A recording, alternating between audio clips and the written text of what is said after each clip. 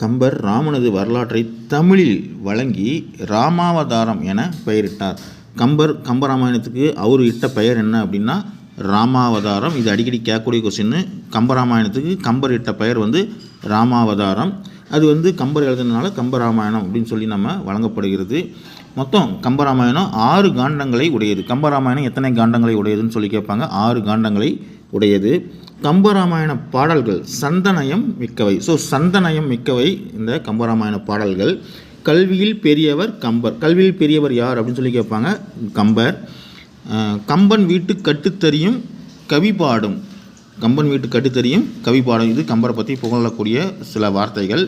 இந்த மாதிரி போன்ற முதுமொழிகளுக்கு உரியவர் கம்பர். சோழ நாட்டு திருவழுந்தூரை சார்ந்தவர். கம்பர் எந்த ஊரை சேர்ந்தவர்னு சொல்லி கேட்பாங்க. திருவழுந்தூர். திருவழுந்தூர் சோழ நாட்டில் இருக்கக்கூடிய திருவழுந்தூர் கம்பர்.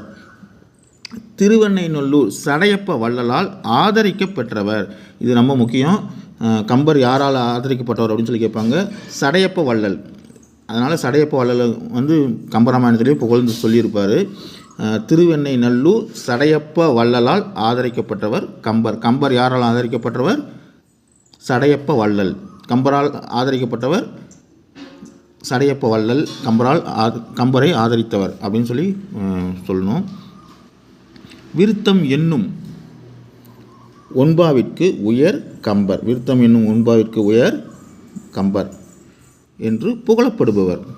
இவர் என்னென்ன நூல் எழுதியிருக்காருன்னு பாருங்கள். சரஸ்வதி அந்தாதி. கம்பர் எழுதுனது சரஸ்வதி அந்தாதி.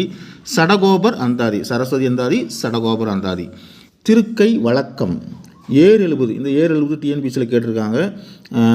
கம்பர் விவசாயத்தை பற்றி எழுதின நூல் எது அப்படின்னு சொல்லி ஏர் எழுபது.